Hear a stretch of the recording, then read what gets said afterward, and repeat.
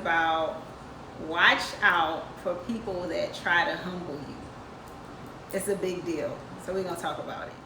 So if y'all been here for a little while, then y'all know when we sit down, we got to have a little wine, honey. When we sit down, we got to have a little wine. So I got this Novali Moscato.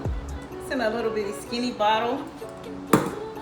And this is my first time having this. So we're going to see what it do.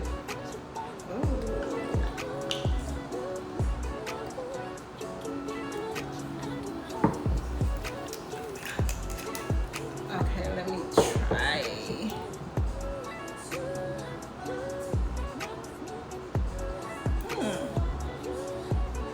It's good and sweet, just how I like it.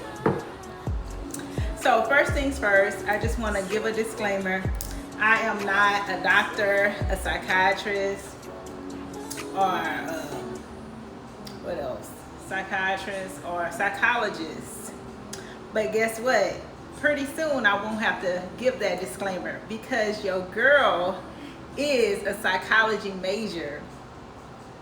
And y'all, if y'all been here for a little while, y'all know how much I like talking about mental health and all the things, narcissism. And so I'm finishing my degree and I only have a little bit more to go. And your girl will actually have a degree in psychology. So let's get right on into it, how we like to do. First things first, people that tell you you need to remember where you come from. So I got an issue with people telling me to remember where I came from because I worked hard to get where I am now. And especially since nobody helped me get here but God. So the fact that somebody was trying to tell me to remember where I came, why I need to remember where I came from, first of all. You want me to remember the trauma? You want me to remember living in the projects? You want me to remember ducking because people shooting gunshots? You want me to remember the crackheads? You want me to remember the people on the corner selling dope? You want me to remember hearing people getting beat up by their husband and boyfriend in an apartment upstairs or downstairs? You want me to remember the roaches, the rats? This is what you want me to. You want me to remember my trauma. So you're trying to bring me down.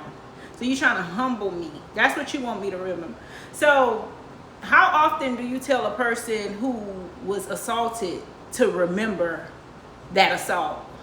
Like, why is it important for me to remember trauma? What about people who have never been in the projects? They never lived there. Why you don't tell them to remember anything because they don't have that trauma? So living in the projects is not something that I glorify coming from. Like, it's not something that, hey, y'all, I used to live in the projects. So basically, what they want you to do is wake up every morning and on your check-off list, first things first, make sure that you remember you used to live in the projects. Interesting. You're trying to humble me. That's what you're trying to do. You don't like where I am, so you're going to try to bring me back to a place where you feel comfortable with me, a place where you felt safe, a place where you felt dominant over me. That's what you want. That's the real thing right there. So yeah, I'm forgetting the horrors of the hood. that was a trauma experience for me. And if I could have chose where I was from, trust me, I would not have chose the hood. I would have chose somewhere overlooking the mountains or the ocean. If I could have picked where I was from, I didn't choose to be from the hood. That chose me. So now that I'm an adult, I get to pick and choose what I want for myself. I don't have to live in circumstances like that. And I don't glorify the hood That's not something that I ever want to glorify, because people are like, oh, you don't never talk about where you from. Why? It was trauma. It was horror. It was horrible. The people were mean and hate. Some of the most hateful people I ever met in my life are from the projects. Like, hell no. That's not something that I want to always keep on the front of my mind. No, thank you. So the only time I want to remember the hood is when I'm remembering that I never want to go back there. That I never want to return to the hood. That's the only time I want to remember the hood, to remind me of never wanting to return back to poverty. And like I said, people want to bring you back to a time where you were more tolerable for them. Like, you didn't make them feel insecure about wherever they are in their lives. So another thing, like, make America great again. That little statement right there. Like, when was America ever great for black people? So basically, you want us to go back to a time where black people were more subservient, were slaves and segregated and things like that. That's the America that you want to bring back. It's the same thing. Like, you want to try to humble me. So you feel like, oh, they become too mighty. She's become too mighty. She's become, too high up. Now we need to bring them down. Bring her down. So that's what they want. So basically, people that are above you can't pull you down. Only people under you try to pull you down. If your mindset, if your lifestyle, if your this or that is above theirs, they want to try to pull you down to humble you. That's what it is. They want to try to humble you. So they always try to remind me, because I'm making this personal, of a time where I didn't have as much as I had. Like, they want to remind me of a time where I had public housing, where I had food stamps, where I was dealing with a no good man, struggling, this and that. They like to remind me of those type of things, like, again, to try to humble me. And then they'll say things like, oh, I remember when you used to, I remember when this and that. Oh, you came a long way. You came so far. Oh, I remember when this and that. But think about it. If I was to be like, oh, and you know what? I remember when you. If I was to bust out and be like, I remember when they, look, I put that reverse on them.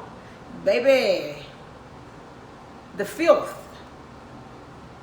If I hit them with a remember when, then they gonna be, oh, you ain't had, so you, now everything going left. You see what I'm saying? But that's what people do.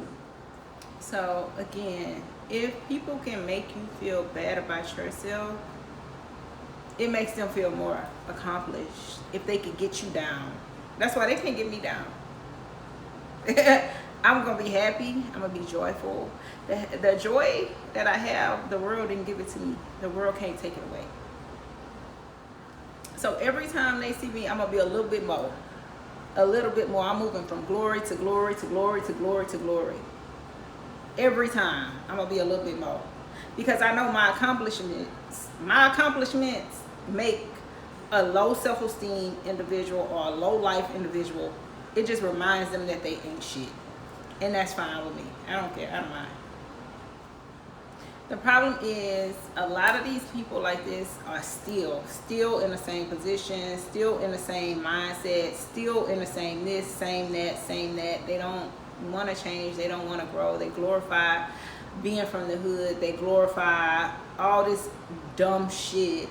And then they get jealous when they see other people who came from the same place where they came from and more successful And so that's why I don't allow a bunch of people access to me. I'm very, very careful with my energy. If I feel off about anything, I will remove myself. If I don't feel comfortable with certain people, certain things, certain places, anything, I don't have a problem with removing myself. And I made another vlog before talking about how I am a leaver. I will leave any situation. If it does not serve me, if it's no good for me, I will leave. I don't have a problem with that, because I recognize now my discernment, and now I listen to it. Before, I just used to let all kinds of stuff come in because I'm an empath, but now I'm more protective over me. Very protective. I love myself so much now because it was a time that I didn't know my worth.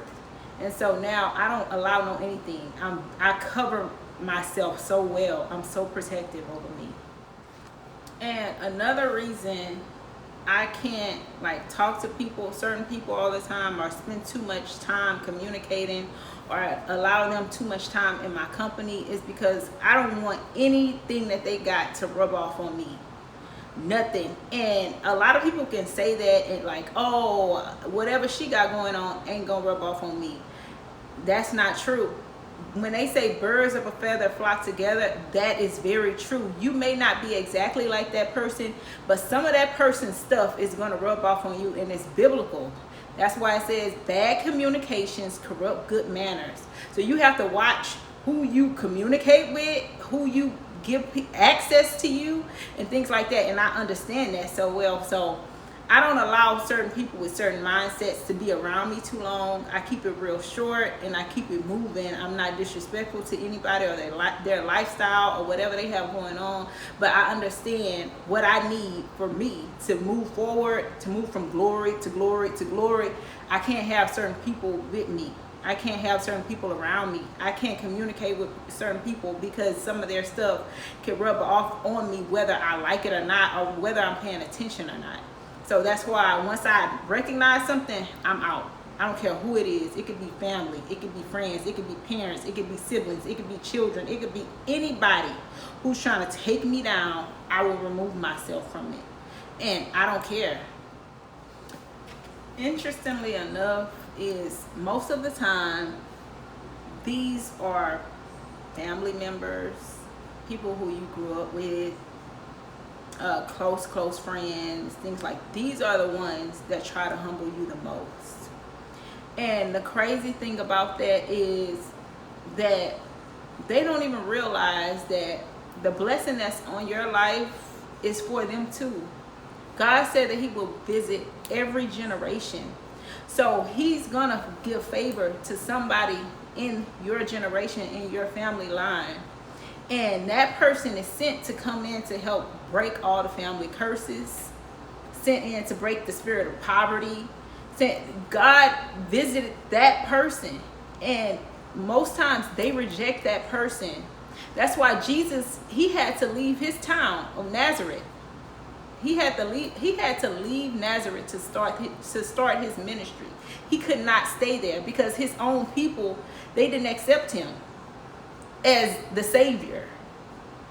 And that's the crazy part. No, I'm not Jesus, of course. The person that's in your family line, they're not God. No, but again, God said he will visit every generation. There's people that's put there to help your family move forward. Help bring you out of poverty. Help bring you out of the crazy mindsets and all these stupid generational things that y'all have going on. But y'all killed it. Y'all killed the prophets. Y'all killed the people who come through to help. The people that have the spirit of God on their life, y'all banished them. You know what I mean? So it's unfortunate that you have to leave to grow. So I'm closing, but I just wanted to say, if you could resonate with anything that I said tonight and like you can relate, don't stop growing. Keep growing. Keep changing. That's one thing that they don't tell you in the hood, to keep changing. They want you to stay the same. Stay the same. Oh yeah, Laura, she don't never change. She been the same ever since 1991, girl. She's still the same. That's one thing that I'm very scared of. Like 10 years from now, if I'm still in the same place, same position, I'm not growing, nothing's changing about me. No, something is off. Yeah, that's a problem. I need to be moving again from glory to glory to glory to glory. I shouldn't be stuck. I never want to get stuck. So don't let nobody tell you not to change. Do everything you want to do. Do everything you want to do. If you want to change something about yourself, change it. If you don't like the way you look, change it. If you don't like the way you talk, change it. If you don't like the way you walk, change it. It don't matter. They're going to talk about you anyway. They're going to talk no matter what. They're going to talk about you. So if you want to change something, if you don't like something, if you feel a calling to do this or do that, do it.